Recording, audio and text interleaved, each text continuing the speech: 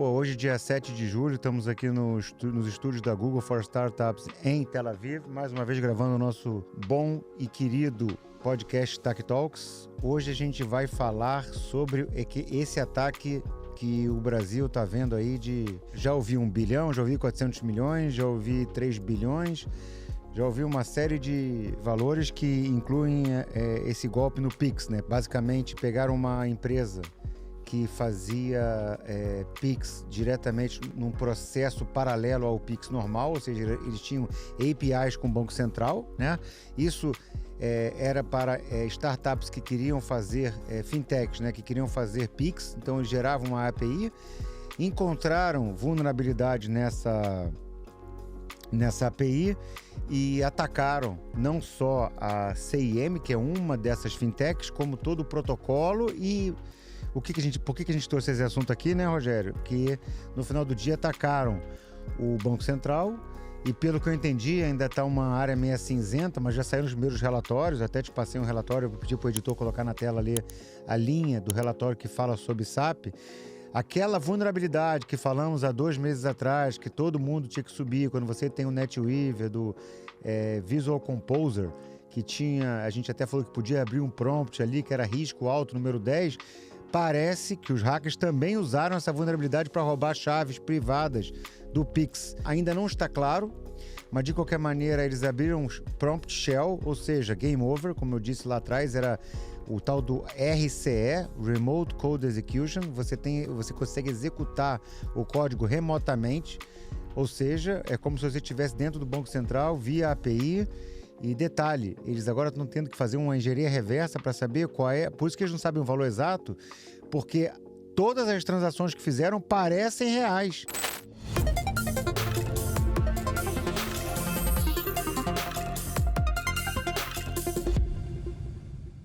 Só para passar para você tecnicamente, para dar uma explicada aí, Rogério, no meio da noite, 4 da manhã, pediram para uma dessas operações transferirem uma parte do dinheiro, as 400 milhões, para uma empresa de criptomoeda.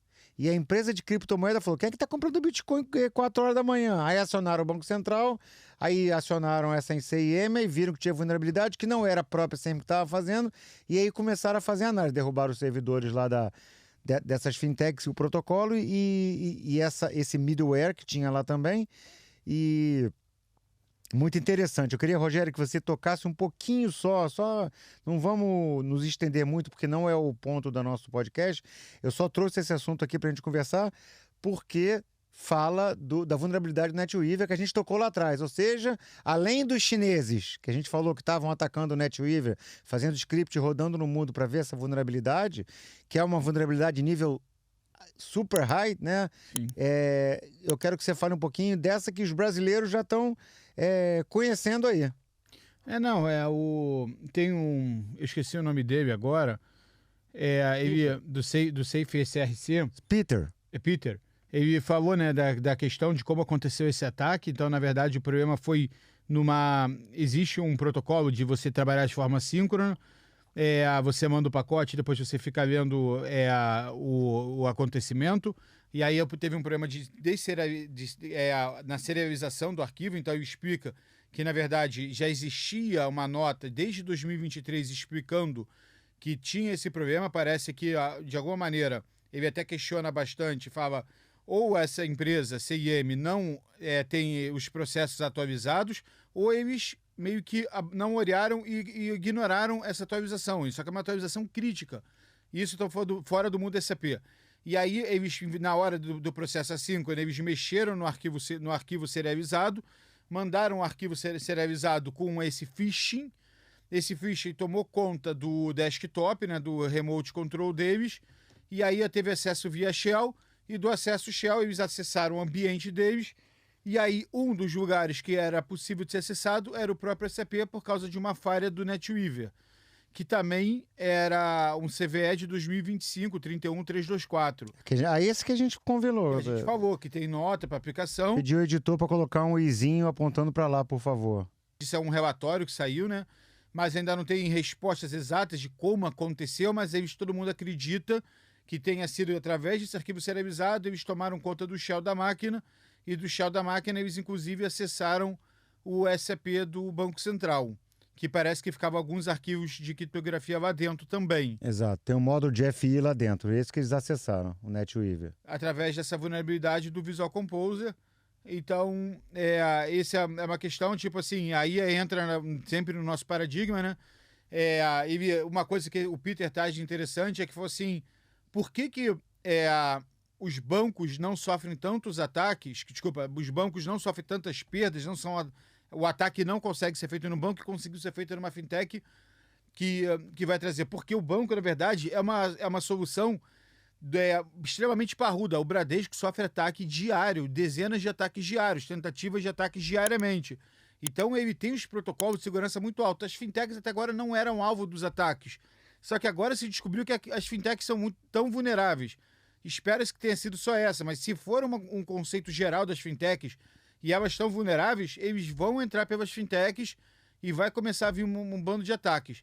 E isso tem a ver, por que a gente está trazendo esse assunto, né? Esses números são interessantes. A Cora Ronay falou em 1 bilhão, o Peter falou que acredita que é mais que 1 bilhão.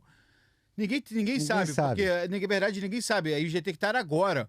Isso pode ter acontecido já há um mês, já está acontecendo isso, porque eles pegaram a chave de criptografia e mandavam um arquivo assinado corretamente.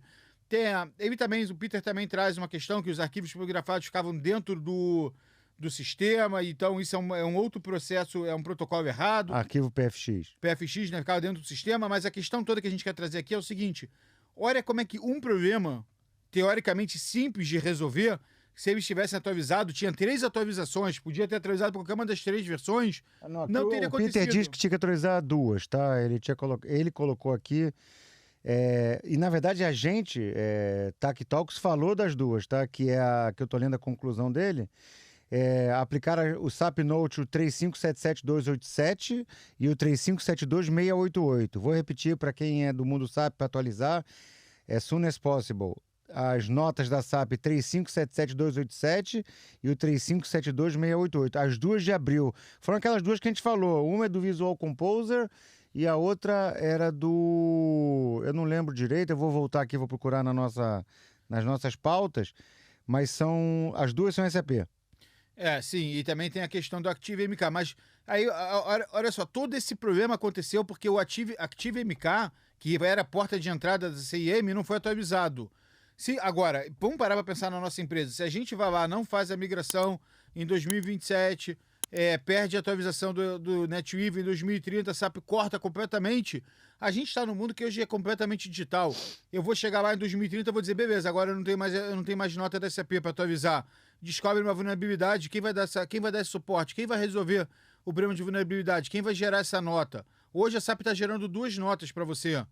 Agora, quem vai gerar para você? Então, a gente está trazendo isso porque, olha, um problema que, teoricamente, bastava atualizar o ActiveMK, não há, e gerou um prejuízo de alguns bilhões para essa fintech. Pensa na tua empresa, que vale lá bilhões e bilhões, chegar hoje, você ficar em 2030 sem ninguém para te atualizar a nota. Quem vai começar a te dar nota daqui a partir de 2030? Acabou. Então a gente tem um problema. É isso que a gente queria fazer esse paralelo com a migração do S4. Eu achei aqui, Rogério. Então é o seguinte, um CVE da SAP, que é o 20.25.31324, que é isso que a gente falou do Visual Composer, que o cara conseguia, através de código arbitrário, manipular os arquivos de autenticação. Inclusive tem um CFO da Mercedes que ele fez um teste, colocou na internet que em menos de 5 minutos ele pegou acesso, que era manipular RFC, se eu não me engano. Era o retorno do RFC. O retorno, né? Ele chamava por mesmo protocolo, mas manipulava o arquivo. E aí você ganhava web shell interno, ou seja, você estava dentro do SAP e conseguia ler os PFX ou tabelas com tokens de APIs bancárias. Você conseguia ver, conseguia fazer SAPO para você. Você se dava acesso. E o outro era na parte de consolidação financeira, que é o CVE 20.25.30.016, que é a consolidação financeira. Falha na autenticação permite pegar a conta, admin, e o NIST classificou isso como very high, muito crítica, também era 9.8, algo do gênero, e o impacto era que você conseguia tomar todo o módulo contábil, FI, CO, etc., e alterar os limites de geração de ordens de pagamento anônimas, ou seja, ele começava a dar ordens de pagamentos para fazer Pix, porque todo o atual módulo financeiro estava tomado. Então, um abraço. Então, ou seja, por que eu estou falando isso? Pode ser que eles conseguiriam até fazer esse tipo de ataque, mas se eles não tivessem uma vulnerabilidade casada dentro do SAP, ou seria muito mais difícil, ou eles falhariam. Então, ou seja, não foi problema do SAP, tá? O SAP foi parte do ataque. A vulnerabilidade estava num arquivo do Java. Agora, quando você passa pelo Java e chega num banco de dados que você tem uma nota que era para ser aplicada desde abril e estamos em julho, não foi aplicada, amigo, você está pedindo para tomar um ataque, né? Do ActiveMK era desde 2023. Era pior ainda. Quando descobriram. Quando né? descobriram, deram essa nota, a gente já falando já de 1 ano e meio, quase 2 anos, que acho que era final de 2023, do ActiveMK, que era a questão da serialização de arquivos. Então é o seguinte, só dando mais para terminar sobre a serialização de síncrono e assíncrono, eu quando desenvolvia, eu tive um caso que eu tive que fazer um desenvolvimento assíncrono. E qual é o esquema do desenvolvimento síncrono e assíncrono? Quando você faz síncrono, você serializa tudo e manda para o servidor, e aí você espera o retorno do servidor. Ó, acabei de deserializar, voltou a virar uma classe, voltou a virar um struct, voltou a virar algum tipo de função. Você teoricamente é mais rápido você serializar, que você manda isso como bit, byte, vai embora.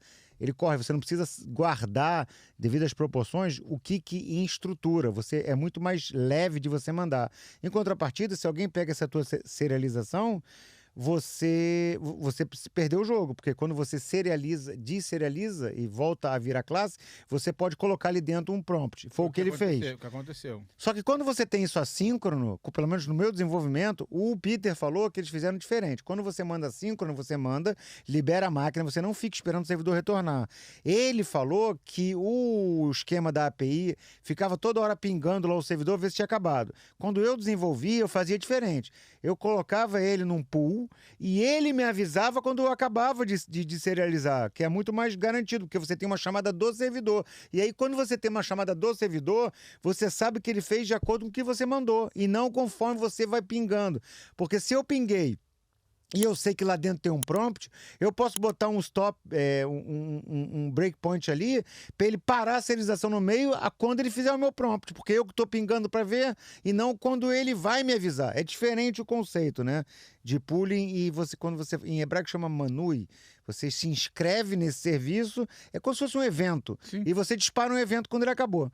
Então, assim, eu acho, Rogério, né, que teve participação interna. Parece que pegaram um cara aí também, ganhou 15 mil reais, cara. Esse cara acho que passou 100. Eu assisti em alguma TV do Brasil para poder entender. Ele ganhou 5 mil para fornecer um primeiro acesso e 10 mil para dar algum segundo acesso. Mas ele nem acho que nem era da área de TI, ele era alguém que trabalhava dentro da empresa. Não, de qualquer maneira, você já com acesso, nem que seja um acesso baixo, você consegue estudar a rede por dentro, né? Você consegue saber como você ganha privilégios, você consegue ver qual é a versão dos servidores que tem dentro da empresa. Então é uma porta de entrada para os hackers analisarem o sistema. Mas foi isso, foi aquele que eles chamam de social, né? O ataque social, mandaram pro cara, mandaram alguma coisa, mas nesse caso aí realmente ofereceram 15 mil e o cara não tinha nem noção do que estava acontecendo. Não, ele foi usado como bucha, mas se vendeu, né? Vai ser preso. Já foi preso. Legal. Pessoal, esse era o nosso... Eu queria não deixar passar, como a gente falou das vulnerabilidades, não queria deixar passar. Rogério, mais alguma coisa? Não, isso é só fazer o paralelo com a migração do S4, né? A gente está num mundo cada vez mais digital, então a gente se preocupar de em 2030 ficar sem a atualização de notas SAP, sabendo que tem ataques, sempre tem hackers chineses ali tentando fazer um ataque. A gente, a partir de dizer, eu tô no meu SAP, que é o coração da minha empresa, e eu não tenho ninguém orando por ele, vai ficar difícil a partir de 2030. Ou seja, o que você está dizendo é o seguinte, aplica a nota. Aplica a nota e pensa realmente numa... eu sempre até hoje falo que não faça migração técnica só para fazer migração técnica, mas tem esse ponto. Esse ponto não tem o que fazer. Então a gente precisa realmente pensar sobre ele. Obrigado, pessoal. Até o próximo podcast. Tudo de bom para vocês. Bom dia. Tchau, tchau. Tchau.